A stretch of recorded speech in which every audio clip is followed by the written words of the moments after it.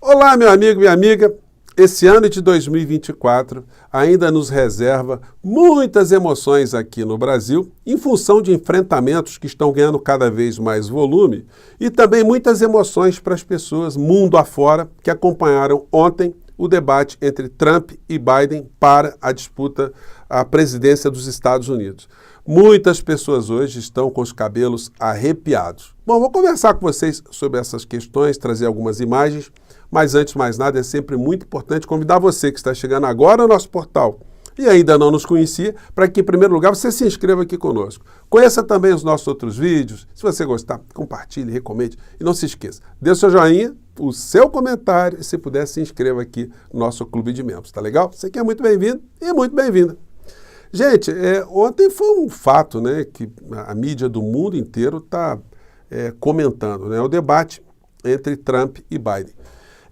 Nós tivemos lá essas duas figuras que são a representação do que está acontecendo hoje na nação economicamente mais importante do planeta. O que essa civilização conseguiu produzir ao longo de tantos séculos, foi isso que nós vimos ontem, um candidato que é um mentiroso quanto mais, uma pessoa sem nenhum caráter, sem nenhum tipo de pudor, sem nenhum tipo de racionalidade para tratar de alguns temas, e o outro, um senhor absolutamente fragilizado, impotente de lidar com um criminoso, com uma figura com esse perfil. Enfim, foi isso que as inteligências dos Estados Unidos conseguiram produzir para a humanidade. Isso certamente deixou muita gente com os cabelos arrepiados, né? Qual o cenário que nós teremos pela frente? Um dizia para o outro, enfim, Biden dizia que se Trump ganhar as eleições, nós teremos ali a eclosão da Terceira Guerra Mundial. Quem é que fica feliz com uma situação como essa? E, por outro lado, o Trump acusando o Biden da mesma coisa, né? Que o conflito no planeta só se ampliaria, além das mentiras que foram colocadas ali. De um modo geral, né? Qual o aspecto positivo? Gente, isso só mostra para a gente algumas situações. Tem esse livro aqui do professor Noam Chomsky, chamado Quem Manda no Mundo. Nós, ao lermos esse livro e outros tantos, né, a gente percebe que nos Estados Unidos não existe uma democracia. O que existe é uma corporatocracia. São grandes grupos econômicos, indústrias, grupos financeiros que estão por trás dessas duas candidaturas. Por uma razão muito simples. Nos Estados Unidos, bem diferentemente aqui do Brasil, eles não têm uma justiça eleitoral, não têm horário eleitoral gratuito, não têm verba partidária. Tudo que se faz na vida partidária vem de dinheiro privado, ou seja, as propagandas na televisão, as viagens, as locações, cabos eleitorais, internet, tudo que você pensar de gasto, né, vem do dinheiro privado. E quem deposita dinheiro, quem banca essas campanhas, quer sempre uma contrapartida. É assim em todos os níveis nos Estados Unidos.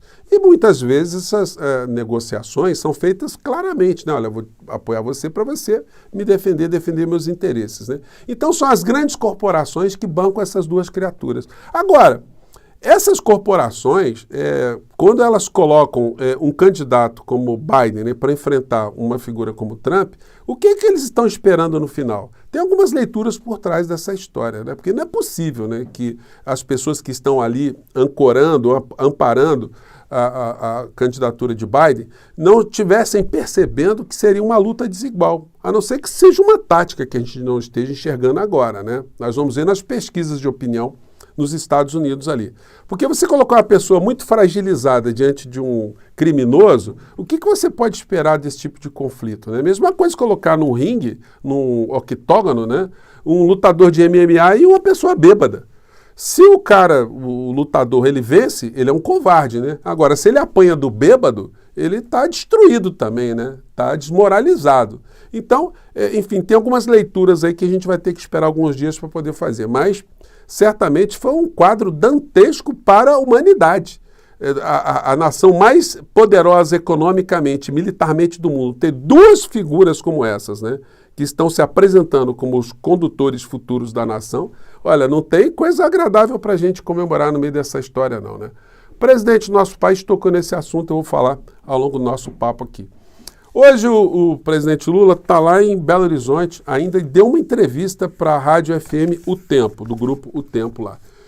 Isso é muito positivo, como a gente tem sempre cobrado aqui no nosso portal do José, né? O presidente está popularizando alguns temas, quanto mais ele for a esses ambientes, quanto mais ele tiver falas reverberadas, mais porções maiores da sociedade tomarão conhecimento de como funcionam algumas estruturas. Justamente aquilo que o grande poder econômico, o poder midiático aqui no nosso país não quer que aconteça. Que o povo comece a se familiarizar com determinadas coisas fundamentais para a nossa existência enquanto nação e a nossa realidade concreta, né? Aí a gente vê aqui já a gente se levantando contra isso. A coluna aqui da Vera Magalhães hoje fala essa abordagem aqui. Qual o saldo das entrevistas de Lula? Está reclamando aqui. No final ela conclui. O saldo, portanto, do roadshow de entrevistas de Lula para seu próprio governo é o oposto da disparada do dólar, bastante negativa, né? Então, é só na cabeça dela que o presidente tem que ficar calado, ou tem que falar as coisas só que o mercado quer que se fale, né? Aqui, numa das falas do Lula, ele aborda essa questão que está sendo colocada aqui no editorial do Globo, né? Que está, mais uma vez, fazendo uma pregação para se ferrar o pobre, o aposentado, a pessoa que tem deficiência. Desvincular BPC, o benefício, né, continuado, enfim, do salário mínimo, é medida necessária. Fazer a correção pela inflação não traria perda a beneficiários e ajudaria a equilibrar as contas públicas. Eu tenho sempre batido aqui, né? Por que não se fala em juros? Por que não se fala em cortar de subsídios, de outras áreas que os grupos econômicos estão conectados, né? Aí eles não querem saber de absolutamente nada, né? Na capa hoje do Valor Econômico, tem aqui também uma chamada também, né? Muito vigarista, né? Um título muito... uma manchete bem vigarista. Críticas de Lula dificultam o controle da inflação, diz Campos Neto. Então, quer dizer, o presidente Lula tem que ficar caladinho e qualquer coisa que ele diga vai servir para especularem, para fazerem projeções de taxas de juros cada vez mais altas, porque a turma do Roberto Campos Neto vai ganhar muito dinheiro com essa história, né? Bom, e o presidente tem tocado nessas questões, né? E ontem ele falou coisas como essas aqui. Acho que eu separei aqui alguns trechos aqui para compartilhar com vocês. Aqui é o primeiro trecho. O que o dólar subiu, mas não foi por causa da entrevista. É porque você tem uma parte, isso é importante dizer, você tem uma parte de pessoas que querem viver de especulação. Tem gente apostando no dólar para enfraquecer o real. Tem gente querendo diadeiro. Já aconteceu isso. Na crise de 2008 ou 2009, você está lembrado da crise dos derivativos. Ou seja, eram empresários que estavam apostando no dólar, sabe, e resolveram comprar dólar achando que ia se valorizar, e o dólar caiu e muita gente perdeu. Teve empresa que perdeu 10 bilhões, teve empresa que perdeu 4 bilhões. Eu disse hoje na minha fala, lá pro Conselhão, quem estiver apostando na especulação vai perder dinheiro. Vai perder dinheiro porque a gente vai tomar conta disso. O que a gente quer é que as pessoas invistam o que quiser. Se for necessário, até com crédito do BNDES, da Caixa Econômica, do Banco do Brasil, do BNB, do BADA, mas investir no setor produtivo. É preciso aumentar a produtividade, aumentar a qualidade, aumentar as exportações, aumentar, sabe, a nossa produção agrícola, a nossa produção de bens, de capital. Ou seja, o Brasil tem tudo para isso, então quanto mais investimento no setor produtivo, mais emprego. Quanto mais emprego, mais salário. Gente, o Lula está dizendo exatamente o que as nações desenvolvidas no planeta fazem e fizeram.